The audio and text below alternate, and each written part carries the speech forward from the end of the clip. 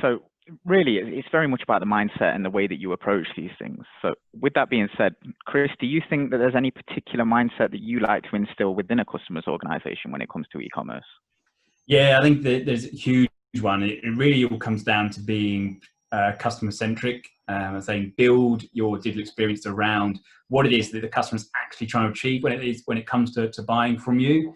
And again, this can take many forms, whether you're looking to marrying the whole online offline experience, whether you're looking to creating a better experience driven approach with relevant content and commerce in perfect harmony. So what I talk about that, I'm talking about actually delivering up information to a customer. You're not just trying to fling up a website, stack it high, sell it cheap. That's not going to work when it comes to any e-commerce strategy. You really need to be looking at what is it that the customer is interested in and servicing up relevant content and information around you as an organization and the products you're trying to sell. Looking at or realizing real individual level personalization, creating a consistent brand story across all platforms, whether it's online, tablet, mobile, in-store, wherever that may be, a consistent brand story absolutely everywhere. And it really is going to be the successful businesses are going to be those that interact with the customers in the way that they want to do business with you. It's not the ones that are going out there, if we build it, they will come.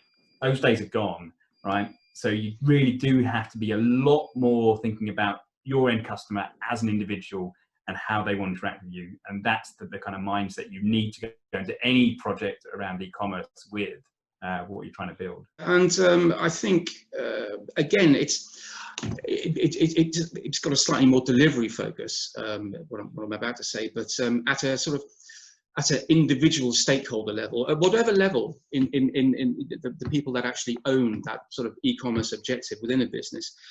From a mindset perspective, I really do try to sort of instill a theory of just look much broader than where you are currently.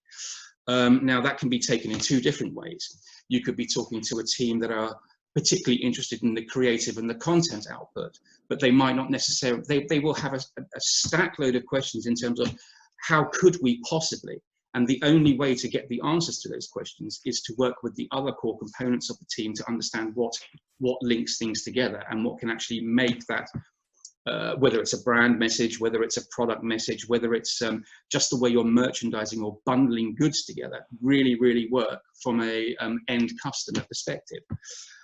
Not so much just internal thinking, it's what can we actually do to establish this, this understanding of our customers ourselves. From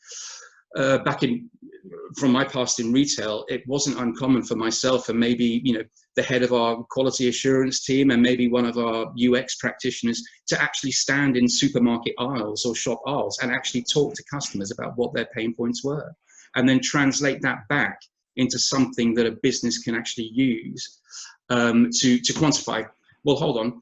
If we've just spoken to 150 customers and 80% of them have just told us that they get very angry because they come to the shop and it's not there, or just basic pain points, you can realize that's the problem we've got to solve, and then actually set something about to actually go and solve it for them with data that's actually come from the horse's mouth.